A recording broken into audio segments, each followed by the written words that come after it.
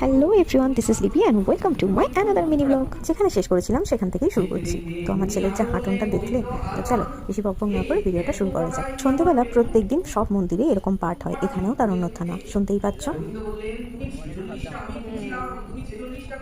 এখন আসবো।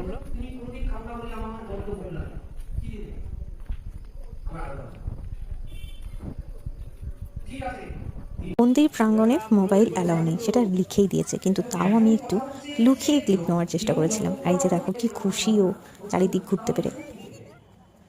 তারপরে আমাদের নেক্সট মন্দির ছিল গুপ্ত বৃন্দাবন, যেটা রানীর ঘাটের ওখানে।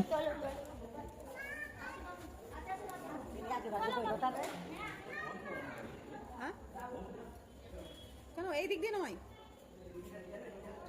কি খুঁজ যাচ্ছ ওই দিক দিয়ে?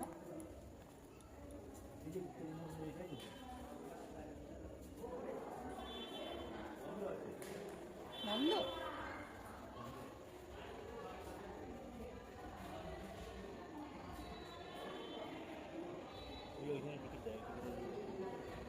তাহলে এমনি সব মনে হয় বন্ধ হয়ে গেছে, জানো? লোকজন চলে যাচ্ছে।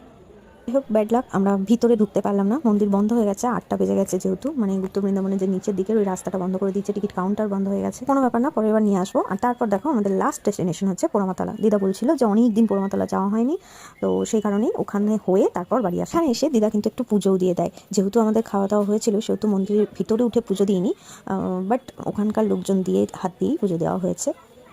যেহেতু অনেকদিন পর এসে দিদা নিজে হাতে পুজো দিল বা দেখলো, তাই দিদা বেশ খুশি হয়েছে এখানে এসে। যাই হোক, আমি আনতে পারলাম, ঘোরাতে পারলাম। রাশে না ঘুরতে পারার আক্ষেপটা অনেকটা মিটলো। আমরা বাড়ি এসে খাওয়া দাওয়া করে ঘুমিয়ে পড়ি। তো চলো আজকে ভিডিওটা এই পর্যন্ত দেখা হচ্ছে। নেক্সট ভিডিওতে, ততক্ষণ পর্যন্ত ভালো থেকো, সুস্থ করো। ভিডিওটা ভালো লাগলে অবশ্যই একটা লাইক কমেন্ট করো। আজকে টাটা, বাই।